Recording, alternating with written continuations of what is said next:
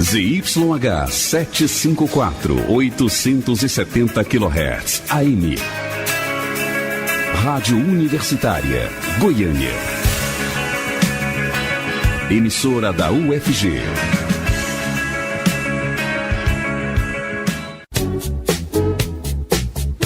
Começa agora o Jornal das 6. Independência e credibilidade desde 1980.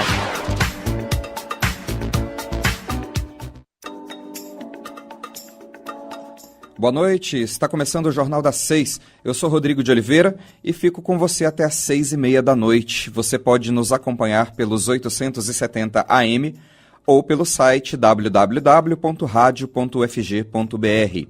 Ouça ainda o Jornal das 6 pelo aplicativo para celulares Minha UFG. Fique ligado. Polícia Federal faz buscas em endereços do ex-governador e candidato ao Senado por Goiás, Marconi Perillo, do PSDB, como parte da operação chamada de Cash Delivery e deflagrada na manhã desta sexta-feira.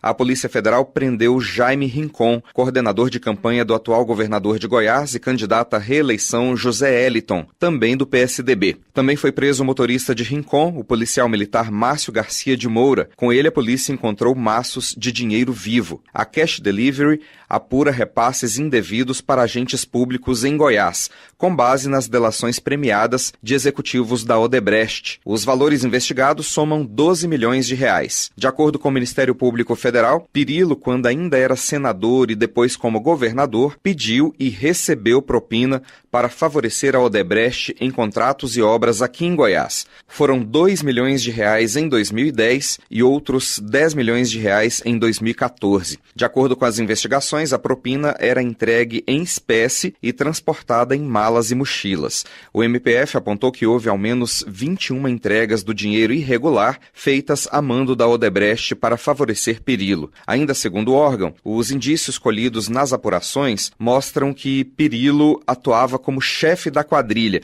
e Rincon era o braço direito dele. Para saber quais as implicações eleitorais que essa operação pode trazer, eu estou na linha com o cientista político Hugo Tomazetti. Boa noite, Hugo, tudo bem? Boa noite, Rodrigo. Boa noite, ouvintes do Jornal da 6, tudo ótimo. Hugo, na última pesquisa do Ibope, divulgada no dia 21 de setembro, Marconi Perillo aparecia com 29% das intenções de voto para o Senado aqui em Goiás. Jorge Cajuru, do PRP, e Vanderlan Cardoso, do PP, apareciam com apenas 1% a menos que Marconi. Os dois tinham 28% das intenções de voto lá na semana passada. A outra candidata do PSDB, a senadora Lúcia Vânia, está em quarto lugar com 26% das intenções de voto. Essa operação deflagrada hoje, a Cash Delivery, ela deve causar algum impacto nesses números? Sem dúvida, Rodrigo, vai causar e já está causando, porque a divulgação massiva das notícias acerca, inclusive da prisão de Jaime Rincon e também da nota que o MPF liberou dizendo que não pediu a prisão preventiva do ex-governador Marconi Perillo por conta da legislação eleitoral, claro que isso vai interferir, sim, e inclusive beneficiar os outros candidatos que estão na corrida para o Senado e também os candidatos que estão na corrida para o governo de Goiás. Lembrando que Goiás vai eleger 2 senadores esse ano, né?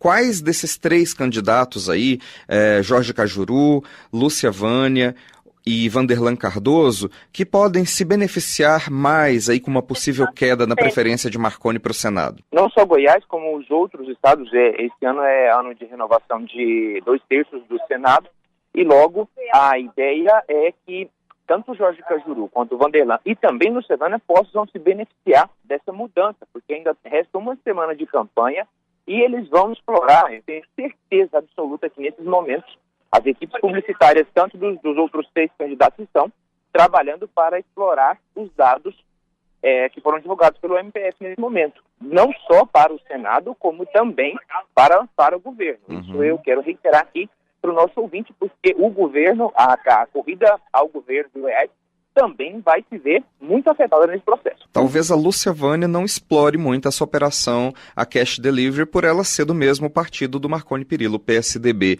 Talvez então o Jorge Cajuru e o Vanderlan Cardoso partam para o ataque imediatamente, então. Os dois provavelmente partem por ataque e Lúcia Vânia, no caso, pode herdar alguns votos daqueles eleitores que estão buscando o discurso anticorrupção.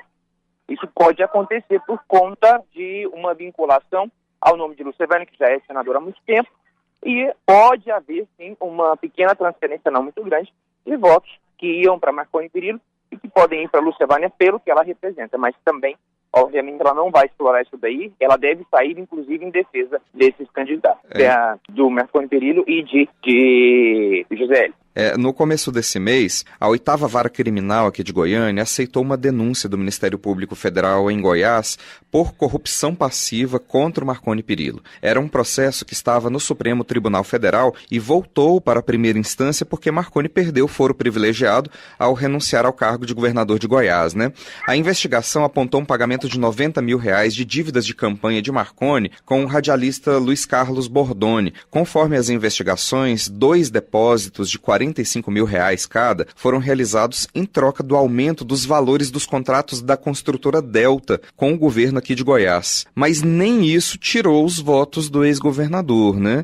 Ele virou réu no início desse mês e essas pesquisas do Ibope que o apontavam na frente foram divulgadas agora na semana passada. Hugo, você acha que o curral eleitoral de Marconi ele é seguro? Ele tem um número mínimo de eleitores que ainda votam nele, seja lá o que acontecer? De fato, existe sim essa possibilidade de haver um curral eleitoral de eleitores que acreditam piamente em Marconi Perillo, assim como há também para outros candidatos em outras esferas. Existem aqueles eleitores que são eleitores fiéis. No entanto, o que mais chama atenção nesse momento é a prisão. Quero chamar a atenção do nosso ouvinte para o fato de que a imagem, dinheiro, são quase, salvo melhor juízo, é quase R$1 milhão em dinheiro em espécie. E também a imagem da prisão de Jaime Rincon, presidente da GETOP e que está muito envolvido nesse processo todo. Logo, isso sim pode chamar muita atenção dos eleitores. Né? O fato de virar réu no começo do mês não chamava muita atenção, porque foi explorado pela mídia. No entanto, não teve esse impacto, como tem agora, de imagens de dinheiro e todo esse processo que vai ser explorado ainda mais pelos concorrentes. Lembrando que o Jaime Rincon, que foi preso hoje pela Polícia Federal, ele é o coordenador da campanha à reeleição do José Hélito do PSDB. De qualquer forma, o atual governador não aparece muito bem nas pesquisas eleitorais, né? A última rodada do Ibope, divulgada no dia 21 de setembro, mostrava Ronaldo Caiado do DEM com 47% e o tucano Zé Hélito com apenas 13%, seguido de perto aí pelo Daniel Vilela do MDB, que tinha 12% na semana passada. Ou seja, há o risco de nem haver segundo turno, e se houver, do governador nem alcançar essa fase aí do jogo, né? Essa operação pode ser uma pá de cal nessa reeleição do Zé Hélito? Pode sim, somada com outros fatores, como por exemplo a crise na saúde que foi desvelada essa semana, e agora também essa operação. Jaime Rincon, como coordenador de campanha, tem um papel importantíssimo, teve um papel muito grande nos governos de Marconi Perillo e de José Hélito. Isso chama muita atenção e isso pode sim diminuir os votos e aumentar a rejeição ao nome do Zé Hélito, que já vai patinando aí nas pesquisas eleitorais, já leva algum tempo. Ou seja, na próxima pesquisa que sair nessa semana, a gente já vai conseguir ver esse cenário com mais claridade. Agora, a menos de 10 dias do primeiro turno, já começou a fase do mata-mata, né, Hugo? A gente está vendo isso na campanha presidencial, na campanha para governador, na campanha para senador. Você acha que devem se intensificar agora as acusações de campanha, com candidatos publicando e utilizando nas campanhas os podres dos adversários? Olha, sem dúvida. Apesar da gente estar falando que as eleições de 2018 são as eleições que têm um cenário muito diferente no Brasil, no entanto, no frigir dos ovos, as últimas semanas são mais para ataque, se deixa muito mais as propostas de lado para tentar mostrar o lado ruim do outro candidato, a fim de tentar buscar votos. Isso vai acontecer sim, e agora com essa bomba que explode no estado de Goiás, de fato, isso vai ser muito bem explorado por outros candidatos. Eu conversei com o cientista político Hugo Tomazetti. Muito obrigado por falar com o Jornal das 6 e boa noite para você. Grande abraço a todos, até mais. O Jornal das 6 faz uma pequena pausa e volta já. Ouça o Jornal das 6 também pela internet, no site da Rádio Universitária ou pelo aplicativo Minha UFG. Jornada Universitária nas eleições 2018. De olho no voto. A gente continua apresentando uma série de entrevistas com especialistas que discutem temas fundamentais para o Brasil e que são pauta da campanha eleitoral em andamento. Hoje nós vamos falar sobre administração pública com o cientista político Francisco Tavares, professor da Faculdade de Ciências Sociais da UFG. Ele conversou com a jornalista Silvânia Lima. Vamos acompanhar. Em 7 de outubro, os eleitores brasileiros irão votar para escolher quem irá ocupar os cargos de presidente da República, governador, senador, deputado federal e deputado estadual.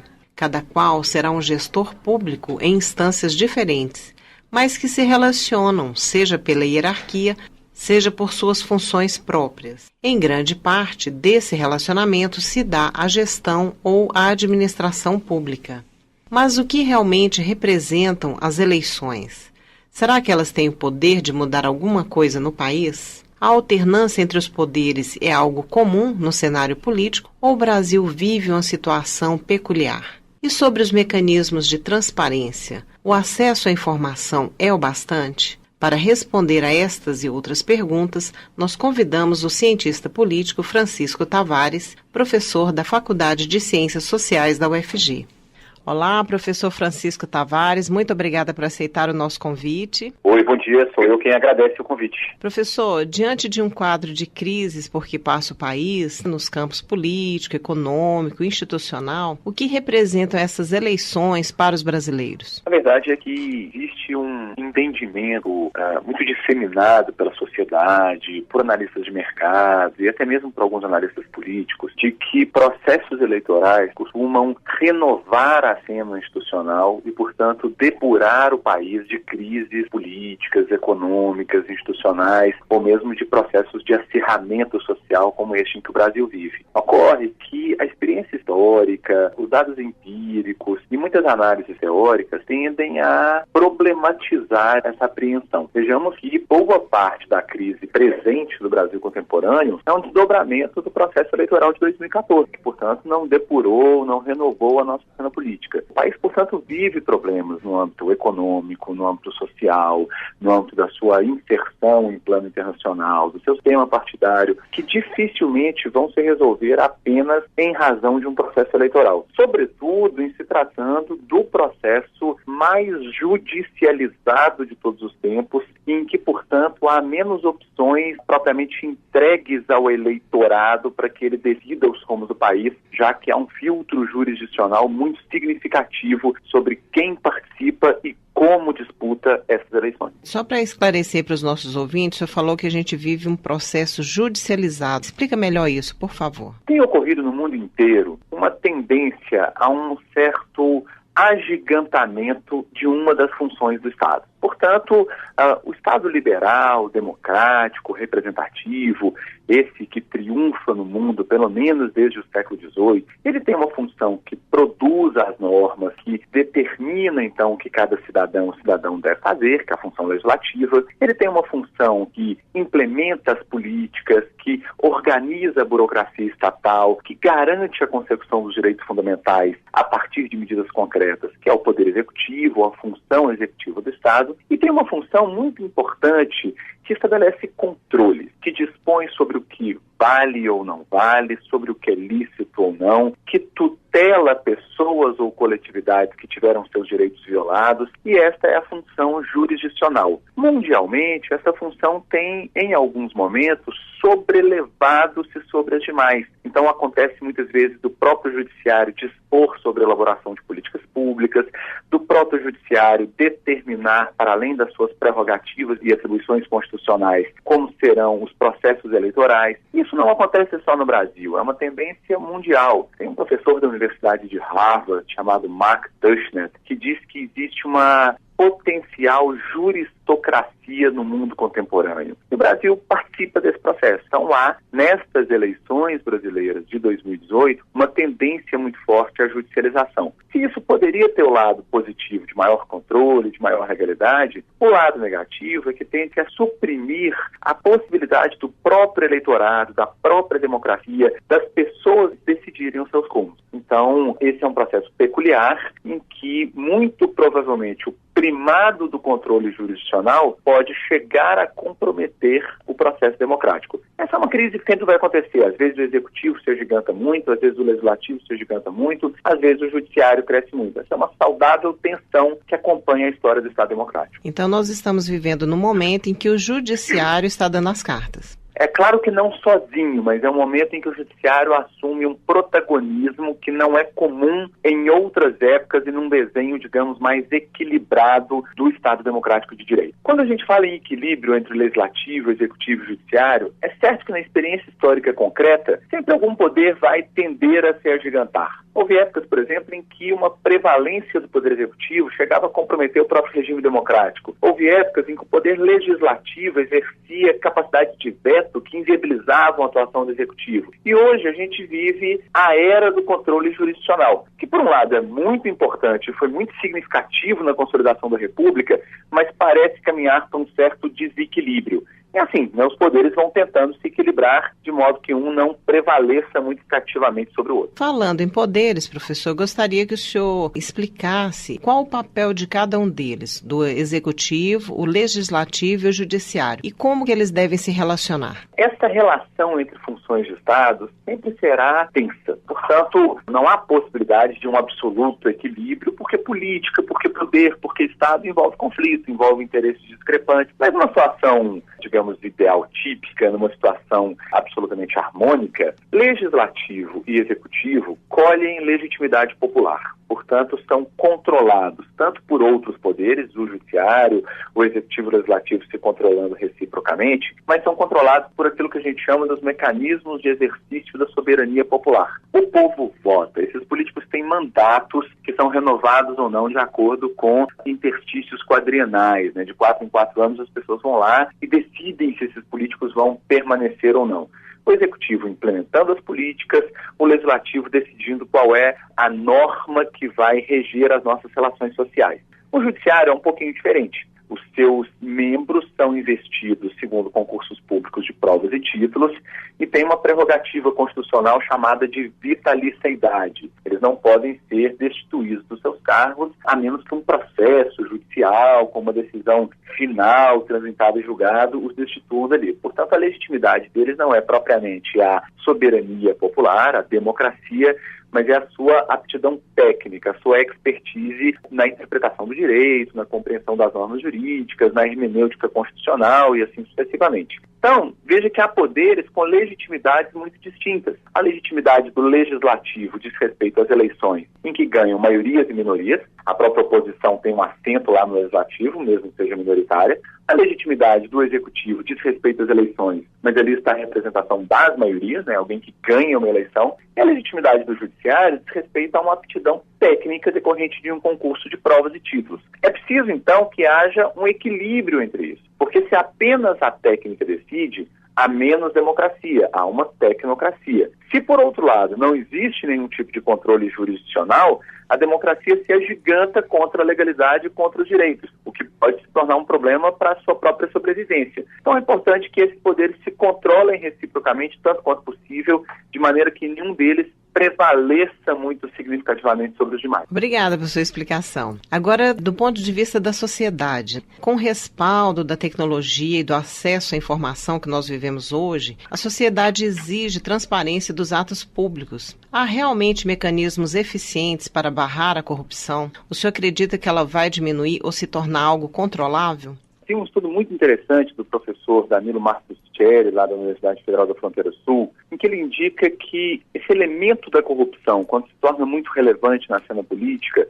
muito frequentemente está indicando outras questões. Então, quando um determinado grupo político perde força junto às suas bases sociais, isso aconteceu na crise entre Vargas e Lacerda, isso aconteceu na crise do governo Collor, isso aconteceu na crise do Mensalão. Quando o governo, portanto, começa a transitar entre uma base social e outra, essa carta da corrupção costuma aparecer muito frequentemente como um pretexto para se desvencilhar de um ou outro adversário político. De modo que não há dados concretos para dizer que no atual contexto histórico ocorre mais corrupção do que em outros. Talvez ocorra um pouco mais de divulgação de atos de corrupção, talvez ocorra um pouco mais de punição seletiva de determinados grupos para que eles sejam alijados da possibilidade de disputarem as eleições, talvez ocorra uma lógica de contra-informação que diga respeito à disputa por soberania energética, por petróleo, mas nenhum dado garante que o Estado brasileiro é, em 2018, mais corrupto do que fora, por exemplo, no período histórico em que foram construídas grandes obras como Itaipu, como a Ponte Rio-Niterói, a época do regime de exceção na ditadura militar, por exemplo. Ninguém consegue indicar empiricamente que esse é um período mais corrupto do que o outro. O mesmo se diga com relação à transparência do Estado. Muitos avanços foram conquistados, talvez um muito significativo seja a Lei de Acesso à Informação, é uma conquista importantíssima da sociedade brasileira, muito utilizada pelos próprios jornalistas, pela pesquisa acadêmica, pela sociedade civil. É claro que as novas tecnologias de informação e comunicação, a Web 2.0, a possibilidade das pessoas acompanharem, debaterem a política frequentemente, apontam para uma maior transparência, mas nem sempre isso alcança um grau desejável de compreensão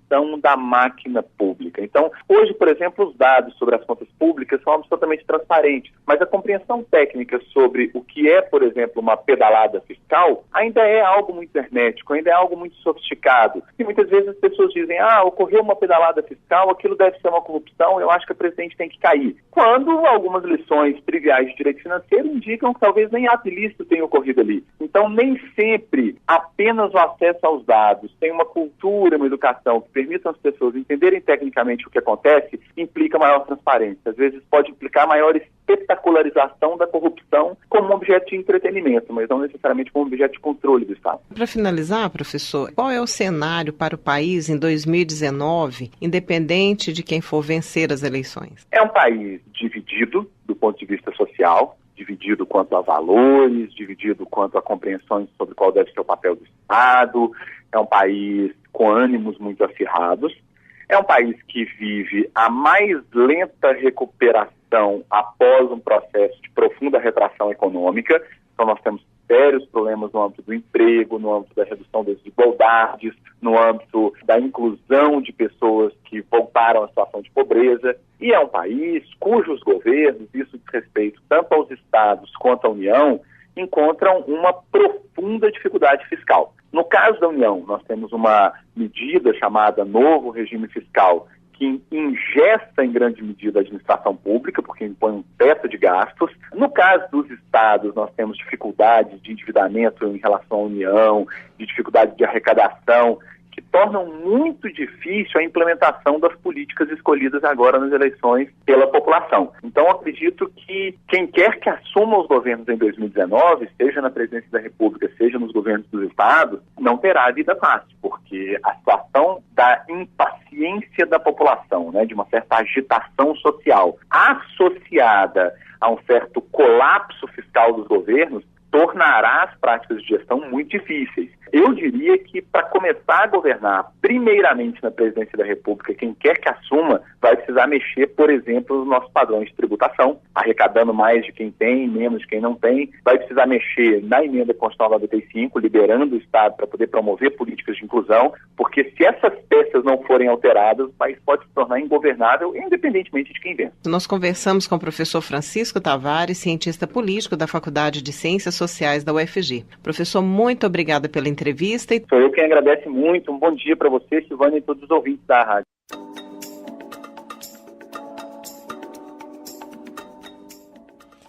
Alunos goianos se destacam na Olimpíada de Matemática. A Universidade Federal de Goiás tem um projeto de extensão que prepara os alunos para a competição. A repórter estagiária Adriene Ferreira preparou uma reportagem especial para a gente sobre esse assunto. Vamos conferir.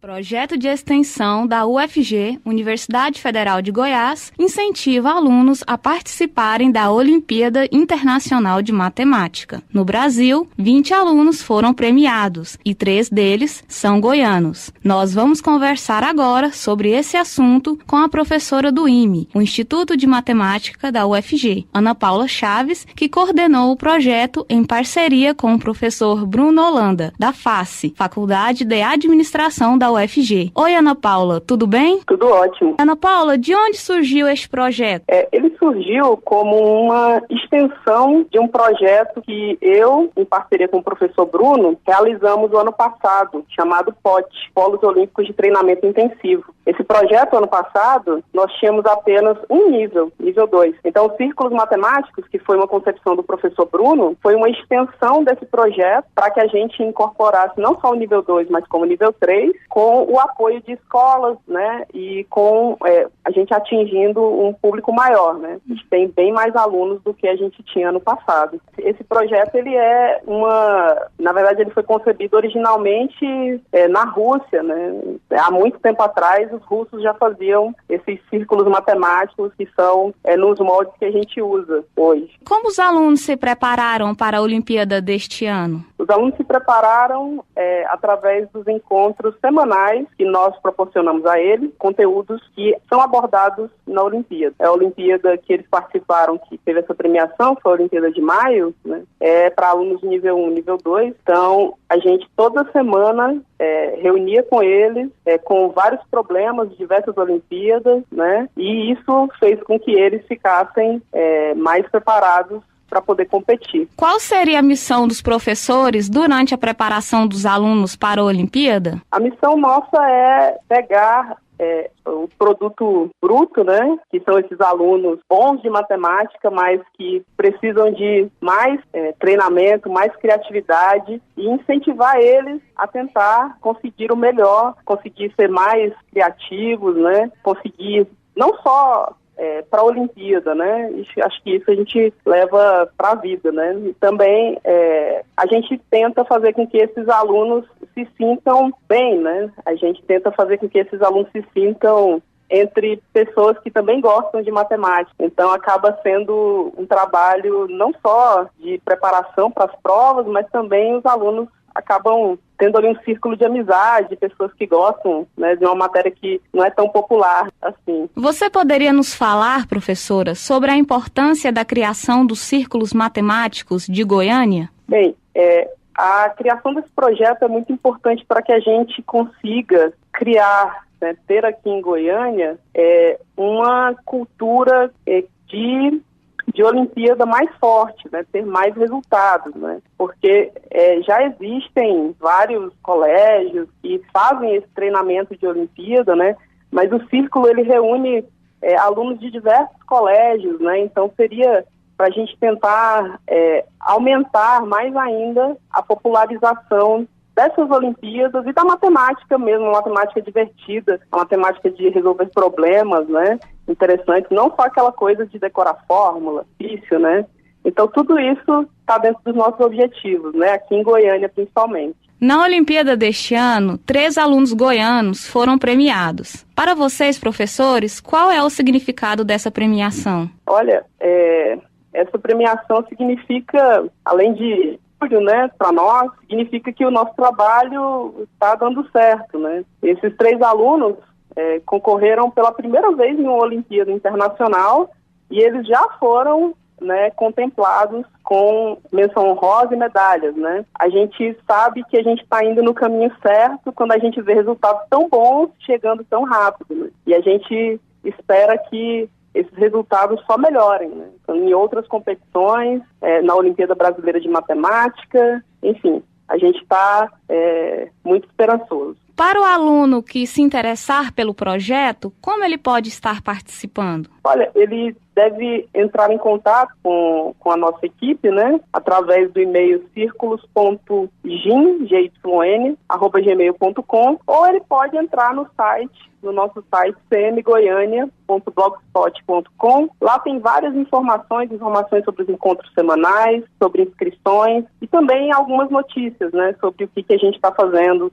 Às vezes a gente tem cursos de férias, cursos intensivos antes das grandes Olimpíadas. Então, qualquer aluno que tiver interesse pode entrar no site e ver essas informações ou entrar em contato através do e-mail. Eu conversei com a professora do IME, Instituto de Matemática da UFG, Ana Paula Chaves. Ela coordena o projeto de extensão que prepara alunos para a Olimpíada de Matemática. Professora, obrigado por falar com a Rádio Universitária. Obrigada a vocês. Agora eu vou conversar com o aluno Jonathan de Lima Santos para saber como foi a experiência em participar da Olimpíada deste ano. Você pode nos falar sobre a sua participação na Olimpíada de Matemática de 2018? Oi, Adriane. Digamos que desde 2017, 2016 já venho participando de algumas Olimpíadas. Agora em 2018 eu participei, por último, da Olimpíada de Matemática do Estado de Goiás, correto? A OMEG, e ainda estou esperando resultados. Qual a dica você passaria para outros estudantes que se interessarem em participar da Olimpíada? Olha, a principal dica é não ter medo, certo? Elas parecem ser um pouco difíceis por causa que o estilo de questão é diferente com o que a gente está habituado a ver, mas não é assim. Com o tempo, a experiência, a gente vai ganhando uma noção de como responder tais questões. E outra dica que eu recomendo, que eu dou para quem quer se dedicar à Olimpíada, é, digamos, estudar bastante. Não precisa ser aquele estudo exagerado, 12 horas por dia, 10 horas por dia. No entanto, umas 2, 3, 4 horas sempre, todo dia, é bacana para isso. Conversamos com o aluno Jonathan de Lima Santos. Adriane Ferreira para a Rádio Universitária.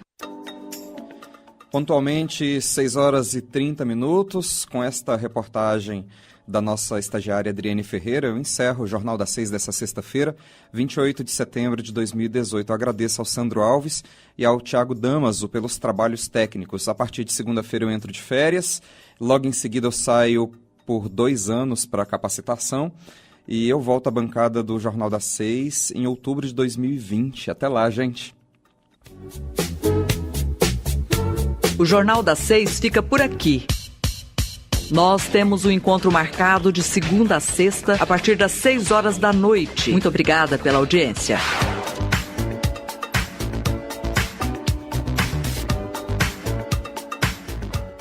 Patriota. O Partido Verde tem boas opções para renovar e melhorar a política brasileira. Para deputado federal e estadual, pense verde. Vote 43.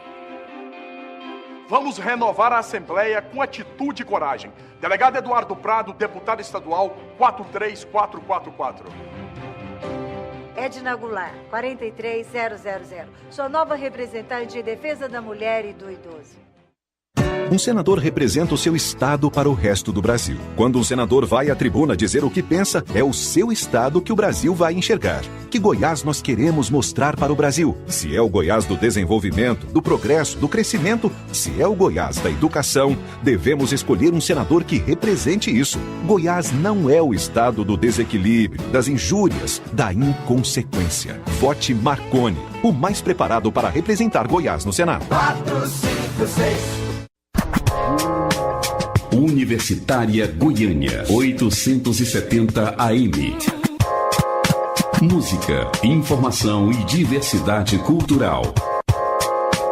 Emissora da UFG.